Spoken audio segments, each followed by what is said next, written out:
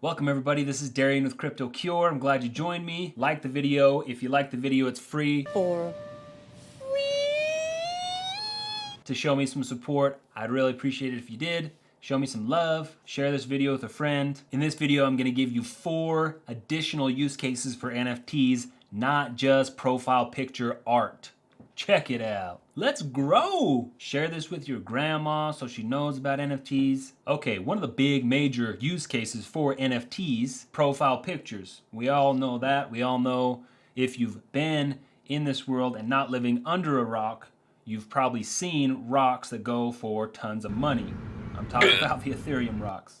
There's also other profile pictures that have gone for a lot of money. And there's a lot of use cases for those profile pictures. But here are some more in-depth use cases for NFTs in general. Now these NFTs could have a picture associated with it, they might not. Let's dive in. Okay, identification, certification, and documentation. I want you to think for a minute. Imagine your driver's license was stolen and now you got to go through that whole process with the DMV or the DLD to reinstate your ID. Now imagine you had a house fire and all of your documentation, your social security, your birth certificate, and your driver's license was all burned down in the fire. Tragedy struck, and now you're gonna spend the next year, maybe 2 years, trying to get those documentations back. Now imagine that it was all an NFT and you could prove that you owned that. Bada boom, bada bing.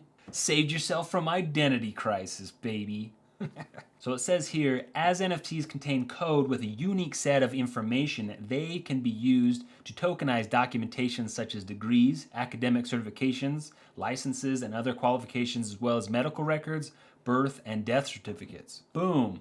Medical records. Why would you want your medical records to be as an NFT? Your medical records should be confidential, but every doctor in the frickin' world most likely has access to your medical records. Every hospital, that means corporate entities, have access to your medical records. Government, I believe, has access to all of your medical records. They can find out if you are insane or if they think you're insane based on a certain event. I'm not crazy! What do we want to do here is get rid of censorship with tokenizing these things, proving that you own these things and that they're yours and no one else can see them unless you approve it. I assume my data is being transferred all over the world, bought and sold, and everybody who wants to know my data knows it. I want my data to be secure, and if it was on the blockchain, it could be. This might be conspiracy, but I don't want to find out the truth, that it was fact. All right, going down the list here, boom. Next use case, domain name ownership. They already have companies that facilitate this, like Unstoppable Domains and Ethereum Name Services, ENS. These allow you to purchase a domain name and prove that you own it, and it's yours, right? Some of them you get to keep forever. Some of them you have to pay a retainer to keep the domain, just like a normal domain name. A huge use case for this is OpenSea recently had a big hack. They did a big update, making it so everyone had to relist their NFTs that they had for sale. But hackers got a hold of this information, sent emails to as many people as they could. Bada boom, bada bing. People got onto their website, transferred their NFTs to the hackers. If they would have verified the domain name, it would have been easier. If there was a way to verify that on a blockchain, it would be even more secure. If it had some sort of a blue Twitter checkmark type thing for a domain name verified on the blockchain, that'd be pretty valuable, in my opinion. Here's an article talking about it. Hacker steals NFTs worth millions from OpenSea users. Kind of goes into it. You can just Google it and find more information about that. So this article kind of goes into blaming OpenSea, but it wasn't actually OpenSea who did anything wrong. It was these people who clicked on a bad link. Boom, next use case, real estate, baby. Now there's already real estate being tokenized and put on the blockchain. Apartments and houses. This one company, Proppy.com, actually sold a house, some apartment buildings, and this company actually specializes in tokenizing a home and putting it on the blockchain. Now, I believe how it works is they have to get some sort of business entity that owns the NFT and then tokenize that with the land deed. And then initially it's hard to set up, but after that it could be bought and sold. Pretty quick, pretty easy. And you might think, well, how could I get a loan against my home if I wanted to take some home equity credit out? Well, they actually have things like non-fungible urine, which allows you to take loans on your NFTs. So you could take a loan against your home as an NFT, tokenized, take that yield out if you wanted. Now I want you to imagine you go to the bank, you ask them for a loan, and it takes a long time to give you a bank loan. They want all these documents, they want all this stuff. Takes 30 days to get the loan if you're lucky, if you get the documentation there fast. And it's not that hard, but it is time consuming. Now imagine you had enough liquidity in crypto to go to, say, Aave, borrow against your liquidity, get a loan to collateralize that NFT that was created on the blockchain, and then purchased it with crypto within 30 minutes. From 30 days to 30 minutes. That's the power of crypto.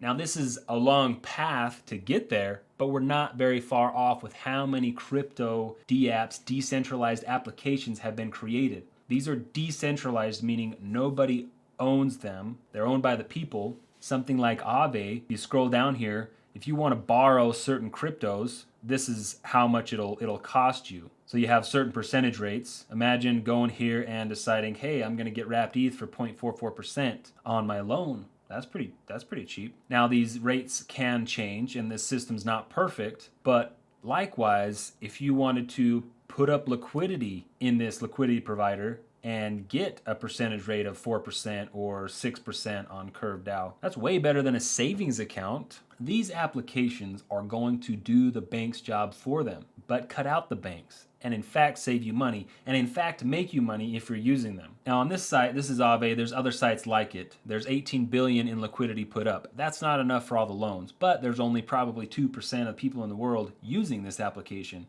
So if there were more people using this application and more liquidity, you would easily be able to have these loans go through. There's a lot of money in the world, a lot of liquidity could be provided. Now imagine if you were the one bringing the money to the table as if you were a bank, but you only had to put in a portion. You didn't have to put in millions of dollars to facilitate these loans, but yet you got a percentage of that. Sounds pretty sweet to me, don't it? Okay, bada boom, bada bing. We're gonna go down here. Art, luxury brands, sports. Now there's already athletic brands like Nike and Adidas. I heard Puma is getting into NFTs. Nikes and Adidas definitely have partnerships with NFT projects and they have their own NFTs that offer merchandise. There's also Pepsi, McDonald's, different companies have launched their NFTs, and there's no limit to what these companies could give their NFT holders if they wanted to. Currently, the NFT market demands quite a bit of utility. I think they would have to create a lot for their users, their holders of these NFTs, but it's possible. And you could have a upcoming shoe company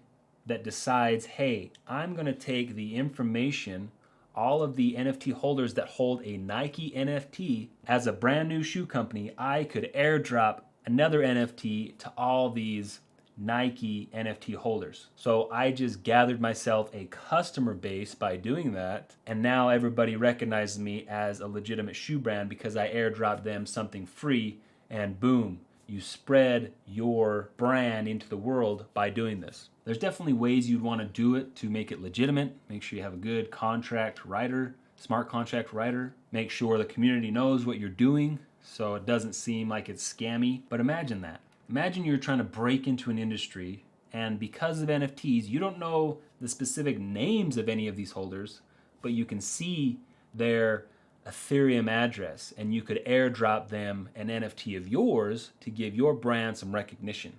That's pretty cool. I've already talked about airdrops and how I've gotten free tokens for just using applications like OpenSea. I just recently got another one last week and it was worth about $1,800, but obviously they pay you out in the token, so depends on if you sell or not. So because I've used OpenSea, I've used their platform to buy and sell and trade NFTs. These other two companies, which I've talked about on a previous video, Looks Rare. This is one company that airdropped me their token just for using OpenSea because they wanted to give their brand some recognition and have me use their platform as an NFT trading platform. Another one that recently just launched is X2Y2. Now this platform is pretty basic, just like OpenSea and just like Looks Rare. These are two decentralized applications that have a token built in with it. These are two brands that came up and decided, hey, we want to take some of that share of OpenSea's volume. because if you've seen OpenSea's volume, they do millions of dollars a day in transactions, and their fees, they're making millions of dollars in Ethereum fees. OpenSea is probably going to be one of the richest companies by the end of the year because they trade so much volume in NFTs. That's an exaggeration. However, if you wanted to break into a market, you could using NFTs and the NFTs that people have already purchased. Okay, last use case is supply chain and logistics. Imagine you had a package that was shipping from, say, outside the country, and when it got to you, you could scan that package and you could find out every single stop that it made and where it came from, and if it's legitimate, if it's really from the place that it was supposed to be coming from. With this, there's no central point of failure, so that data is stored on the blockchain and is decentralized around the globe with different nodes and different computers, making it so there's no one point of failure. If you got any value out of it today, like the video, subscribe, share this with a friend. A lot of different use cases for NFTs, not just profile pictures that look like a pixelated fool. There's a lot more that I didn't touch on. There's music. You could probably tokenize your vehicle, any sort of property. I'm sure you could tokenize it and prove that you have ownership of it. I think this could even be useful in settling divorces. If one person purchased that and they prove that they own it, and the other person says, well, I want that, well, go fly a kite. You ain't getting my legit property. Imagine settling things like divorce or partnerships in a matter of minutes because everybody verifies that they own that property. Pretty cool to think about. I think that'd be valuable. Let me know what you think in the comments. Have an awesome day. See ya.